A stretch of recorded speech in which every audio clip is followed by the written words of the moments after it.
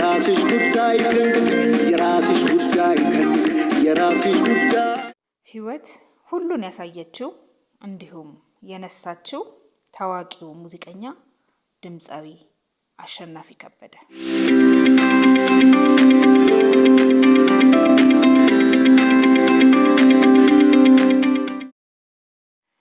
ሰላም ውድ የቻናሌ ተከታታዮች፣ ይህን ገጽ ሰብስክራይብ በማድረግና የደወሉን ምልክት በመንካት ቤተሰብ ይሁኑ። በአንድ ወቅት ሀገረ ኢትዮጵያ ላይ እጅግ በመታወቅ የራስሽ ጉዳይና ሰው አይናቅም የተሰኙ ስራዎችን ጨምሮ በሌሎችም ጥንታዊ ሙዚቃዎቹ ደምቆና ታውቆ የነበረው ድምፃዊ አሸናፊ ከበደ በራሱ ለዛና ያዘፋፈን ስልት በ1990ዎቹ በመላው ሀገሪቱ ገናና በመሆን ስራዎቹን አሃዱ አለ። አሸናፊ ከበደ ከተወሰኑ ዓመታት ወዲህ ኑሮ ከብዶት ቀደም ሲል በተወለደበት በደቡብና በሻሸመኔ ከዚያም በአዲስ አበባ የጎዳና ህይወት ላይ መታየት ከጀመረ ከራረመ። የህይወት ፈተና ያሸነፈው ይህ ድምፃዊ ቺቺኒያና 22 ተብለው በሚጠሩት አካባቢዎች ላይ በብዛት የሚታይ ሲሆን ይህ በአንድ ወቅት ታዋቂና ከባቢው ወይም ደግሞ አድናቂው የበዛ አርቲስት ዛሬ ላይ በጠራራ ፀሐይ ሰክሮና ሰውነቱን ማንቀሳቀስ እስካለመቻል እንዲሁም ለልመና የተዘረጉ እጆቹን መመልከት እጅግ በጣም ያማል።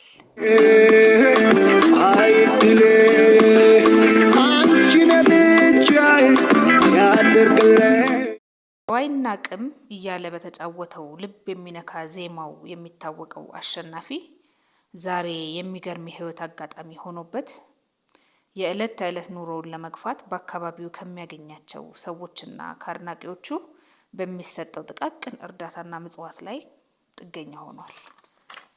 ይህን ድምፃዊ የኢትዮጵያ ህዝብ ተረባርቦ ህይወቱን ለመቀየር ለምን አልቻለም የሚለውን ጥያቄ ስንመለከት አሸናፊ ለረጅም ጊዜ ጸበል ከመቆየቱም በላይ ከአንዴም 2 ጊዜ በታዋቂ ድምፃውያንና በውጭ የሚኖሩ እርዳታ አሰባሳቢዎች ጋር በመሆን ከአንዴም 2 ጊዜ አካውንት ተከፍቶ ለማሰባሰብ ቢሞከርም ተመልሶ እዛው በመግባቱ ያልተሳካ መሆኑን ለማረጋገጥ ችያለሁ።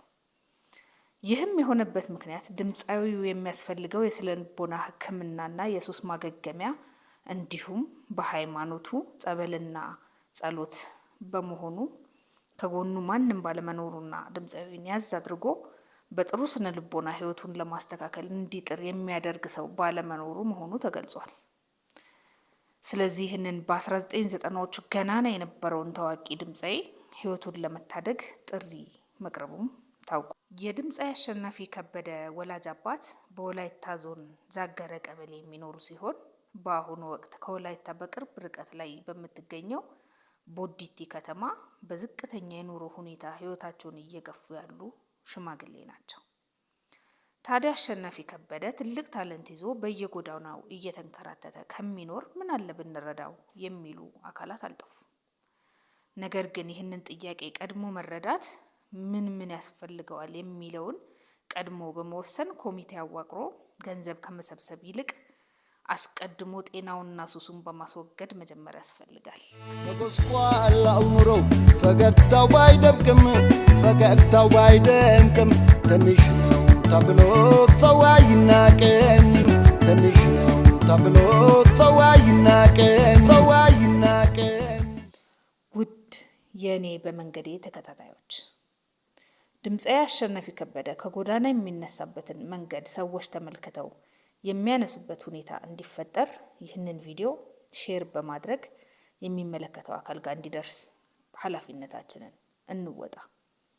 ሰላም ለሀገራችን፣ ሰላም